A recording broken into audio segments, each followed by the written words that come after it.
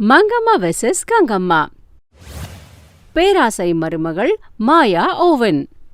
ஒரு நாள் கங்கம்மா அடுப்புல சாப்பாடை வச்சுட்டு ஹாயா டிவி சீரியலை பாத்துக்கிட்டு உட்கார்ந்துட்டு இருக்கா. டிவி சீரியல் பாக்குற இன்ட்ரெஸ்ட்ல சாப்பாடு அங்க கருகி போயிட்டு இருக்கிறது மறந்து போயிட்டா. இத கவனிச்ச மங்கம்மா வந்து, அது என்னடி அது, சாப்பாடு அங்க கருகி போய் ஒரே ஸ்மெல்லா இருக்கு, நீ பாட்டுக்கு இங்க உட்காந்து ஹாயா சீரியல் பாத்துக்கிட்டு இருக்க, நீ இந்த லோகத்துலதான் இருக்கியாடி? தன்னையே மறந்து சீரியல் பாத்துக்கிட்டு இருந்த கங்கம்மாவை அப்படி உலுக்கினாங்க. அட வெயிட் பண்ணுங்க அத்தை, இந்த சீரியல் ரொம்ப இன்ட்ரெஸ்டிங்கா இருக்கு, நான் 6 மாசமா பாத்துக்கிட்டு இருக்கேன், அட்லீஸ்ட் இந்த எபிசோட்லயாவது அந்த அம்மா போய் அந்த கதவை திறக்குதோ இல்லையோன்னு பாக்கணும். அப்ப மங்கம்மா, அந்த சீரியல் எப்ப ஆகுமோ என்னமோ, முதல்ல இந்த சாப்பாடோட கதை என்னடி அப்படின்னு கேட்டாங்க. ஐயோ அத்தை, இப்போ என்ன பண்றது, எனக்கு ரொம்ப டென்ஷனா இருக்கே, உங்க பையனும் மாமாவும் வயல்ல இருந்து இப்ப வீட்டுக்கு வந்து சாப்பிட வர டைம் ஆயிடுச்சு. உங்க மாமா சங்கதி அப்படி வை, ஆனா என் பையன் இருக்கானே, பசி கண்டிப்பா பொறுக்க மாட்டான், இப்போ என்ன பண்ணுமோ அது எனக்கு நல்லா தெரியும் அப்படின்னு சொல்லி உள்ள போய் தன்னோட பழைய ட்ரங்க் பொட்டியை திறந்து ஒரு மைக்ரோ ஓவனை எடுத்தாங்க. இத பார்த்து அப்படியே ஷாக் ஆனா கங்கம்மா. இதுக்குள்ள வயல்ல இருந்து சுப்பையாவும் ரவியும் வந்தாங்க. இங்க பாரு, எனக்கு பயங்கரமா பசிக்குது, சீக்கிரமா சாப்பாடு போடு அப்படின்னு சொன்னாரு. ஐயோ அத்தை, இப்போ இந்த மைக்ரோவேவ் அவன்ல சாப்பாடு செய்யணும்னா அட்லீஸ்ட் 10 நிமிஷமாவது ஆகும், இப்போ எப்படி அப்படின்னு ரொம்ப டென்ஷன் ஆயிட்டு இருந்தா. இங்க பாரு, நீ ரொம்ப டென்ஷன் ஆகாத, இது மேஜிக் மைக்ரோ ஓவன், இதுல உனக்கு என்ன வேணுமோ அதை எழுதி வச்சேன்னு நினைச்சுக்கோ, உனக்கு என்ன சாப்பாடு வேணுமோ அதை சுட சுட இந்த மைக்ரோ ஓவன் கொடுக்கும் அப்படின்னு சொல்லிட்டு ஒரு பேப்பர்ல சாப்பாடு அப்படின்னு எழுதி அந்த ஓவன்ல வச்சாங்க. அந்த ஓவனை ஓபன் பண்ணும்போது சுட சுட ரைஸ் ரெடி ஆயிடுச்சு. அப்படி என்னெல்லாம் தேவையோ அதெல்லாம் எழுதி வச்சு அந்த கண்டத்துல இருந்து வெளியே வந்தாங்க மங்கம்மா.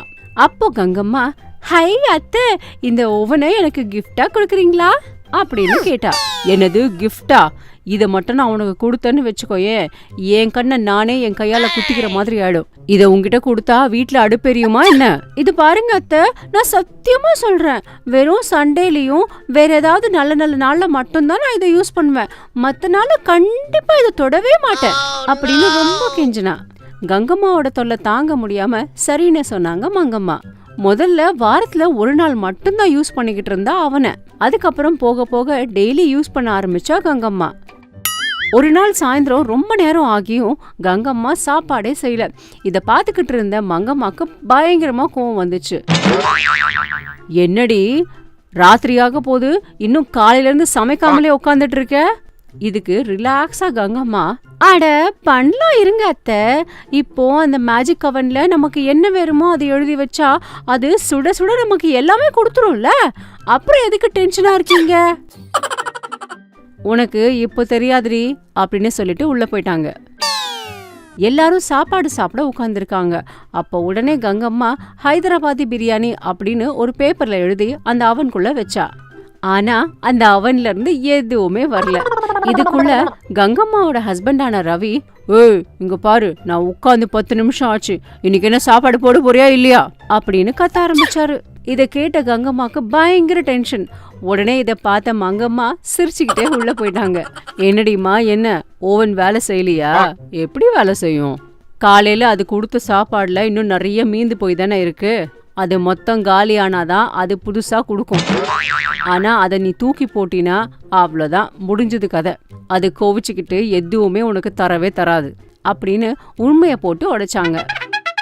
இத கேட்ட கங்கம்மாக்கு மங்கம்மா மேல பயங்கரமான கோவம் வந்துச்சு. வேற வழியே இல்லாம அந்த மீந்து போன சாப்பாடை எல்லாத்தையும் கடகடகடன்னு சாப்பிட்டுட்டா. அப்போ அந்த மைக்ரோ ஓவன்ல இருந்து சுட சுட ஹைதராபாதி பிரியாணி வந்துருச்சு. வாயூர வைக்கிற அந்த பிரியாணி கண்ணு முன்னாடி இருந்தும் கங்கம்மாவால சாப்பிட முடியல. மறுநாள்ல இருந்து கங்கம்மா அந்த மைக்ரோ ஓவன் கொடுத்த எல்லாத்தையும் சாப்பிட்டுட்டு சமையல் பண்றதையே விட்டுட்டா. அது மட்டும் இல்லாம யூடியூப்ல பல விதமான சமையலை பார்த்து அதை செஞ்சு போட்டு எல்லாரையும் கஷ்டப்படுத்தினா. ஐயோ, இவளை இப்படியே விட்டுட்டா இவ கண்டிப்பா இந்த ஜென்மத்துக்கும் சாப்பாடே செய்ய மாட்டா, இவளுக்கு எப்படியாவது இந்த மைக்ரோ ஓவன் பைத்தியம் போனா நல்லா இருக்கும் அப்படின்னு நினைச்சாங்க மங்கம்மா. ஒரு நாள் கங்கம்மா, இன்னைக்கு என்ன பண்ணலாம் டெய்லி சாப்பிடுற இந்த பிரியாணியும் ஷவர்மாவும் சாப்பிட்டு சாப்பிட்டு போர் அடிக்குது. இன்னைக்கு கண்டிப்பா வேற ஏதாவது கண்ட்ரியோட சாப்பாடு தான் ட்ரை பண்ண போறேன். இன்டர்நெட்ல பார்த்த ஏதோ ஒரு சைனீஸ் சமையலோட பேரை எழுதி மைக்ரோ ஓவனுக்குள்ள வச்சா. அவ்வளவுதான், அதுல இருந்து ஏதோ விதமான ஒரு சூப் வந்துச்சு.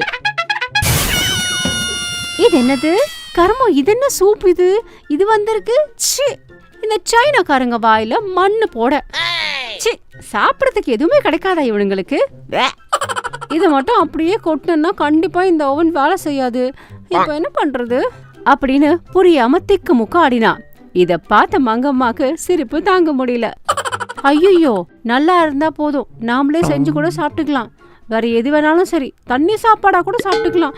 ஆனா இதை எவன் சாப்பிடுவான்? இதெல்லாம் சாப்பிட்டுட்டு யாரும் உயிரை பலி கொடுப்பாங்க? எனக்கு புத்தி வந்துருச்சு அப்படின்னு சொல்லி அந்த சூப்பை கீழே கொட்டிட்டா. அப்பாடா, அந்த மைக்ரோவனை எடுத்து தன்னோட பழைய ட்ரங்க் பெட்டில வச்சுட்டாங்க. இப்ப புரிஞ்சுது எனக்கு, எங்க வீட்டுல இருக்கிற இந்த பைத்தியக்காரி இந்த மாதிரி ஏதாவது ஒண்ணு பண்ணா கண்டிப்பா அவளை அந்த பறக்கிற கட்டில உட்கார வச்சு சைனா வரைக்கும் அமிச்சு இவளுக்கு சாப்பாடு போட்டே சாவடிச்சிடணும். அப்பதான் இவளுக்கு புரியும். இந்த எபிசோடு கூட உங்களை ரொம்ப சிரிக்க வச்சிருக்கோம் நாங்க நம்புறோம். அப்புறம் ஏன்